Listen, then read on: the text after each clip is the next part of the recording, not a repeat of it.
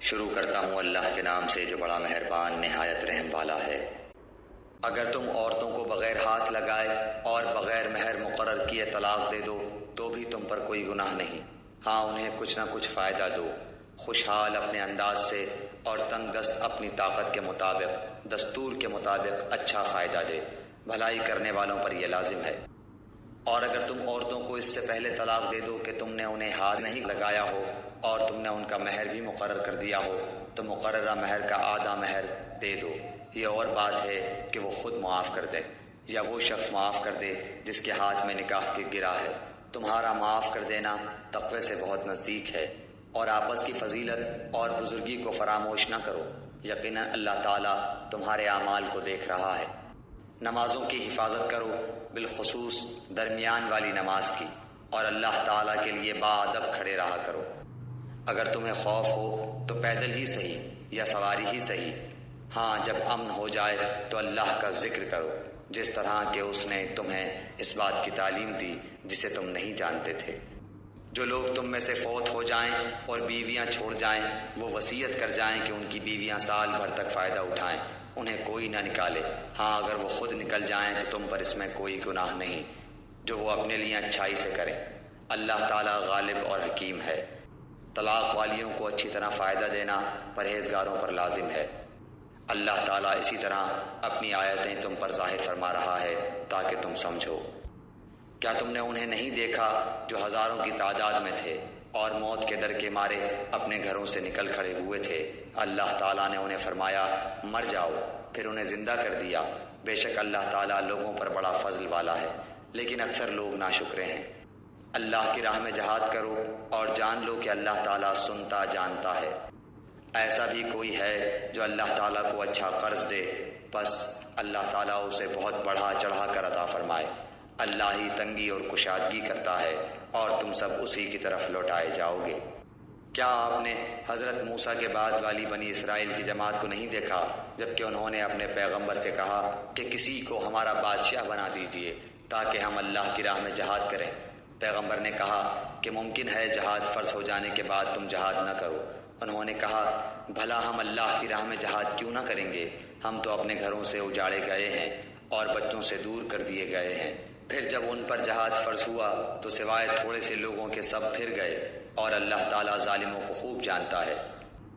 اور انہیں ان کے نبی نے فرمایا کہ اللہ تعالیٰ نے طالوت کو تمہارا بادشاہ بنا دیا ہے، تو کہنے لگے بھلا اس کی ہم پر حکومت کیسے ہو سکتی ہے؟ اس سے تو بہت زیادہ حقدار بادشاہت کے ہم ہیں، اس کو تو مالی کشادگی بھی نہیں دی گئی۔ نبی نے فرمایا سنو، اللہ تعالیٰ نے اسی کو تم پر برگزیدہ کیا ہے اور اسے علمی اور جسمانی برتری بھی عطا فرمائی ہے۔ بات یہ ہے کہ اللہ جسے چاہے اپنا ملک دے۔ اللہ تعالیٰ کشادگی والا اور علم والا ہے۔ ان کے نبی نے انہیں پھر کہا کہ اس کی بادشاہت کی ظاہری نشانی یہ ہے کہ تمہارے پاس وہ صندوق آ جائے گا جس میں تمہارے رب کی طرف سے دل جمعی ہے اور آل موسیٰ اور آل ہارون کا بقیہ ترکہ ہے۔ فرشتے اسے اٹھا کر لائیں گے۔ یقیناً یہ تو تمہارے لیے کھلی دلیل ہے اگر تم ایمان والے ہو۔ جب حضرت طالوت لشکروں کو لے کر نکلے تو کہا سنو، اللہ تعالیٰ تمہیں ایک نہر سے آزمانے والا ہے، جس نے اس میں سے پانی پی لیا وہ میرا نہیں، اور جو اسے نہ چکھے وہ میرا ہے۔ ہاں یہ اور بات ہے کہ اپنے ہاتھ سے ایک چلو بھر لے، لیکن سوائے چند کے باقی سب نے وہ پانی پی لیا۔ حضرت طالوت مومنین سمیت جب نہر سے گزر گئے تو وہ لوگ کہنے لگے آج تو ہم میں طاقت نہیں کہ جالوت اور اس کے لشکروں سے لڑیں۔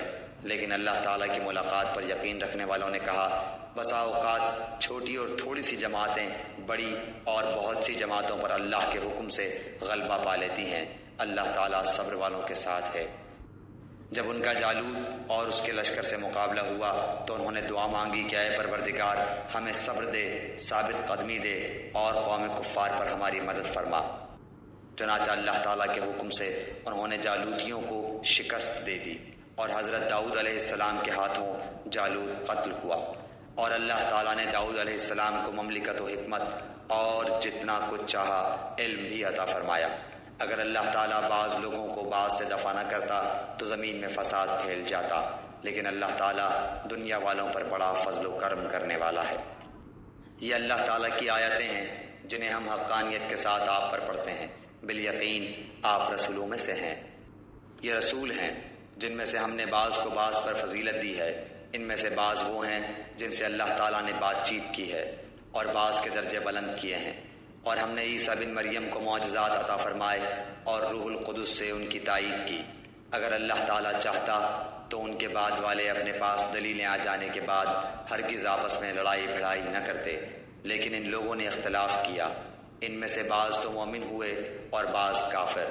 اور اگر اللہ تعالیٰ چاہتا تو یہ آپس میں نہ لڑتے، لیکن اللہ تعالیٰ جو چاہتا ہے کرتا ہے۔ اے ایمان والو، جو ہم نے تمہیں دے رکھا ہے اس میں سے خرچ کرتے رہو، اس سے پہلے کہ وہ دن آئے جس میں نہ تجارت ہے نہ دوستی اور شفاعت، اور کافر ہی ظالم ہے۔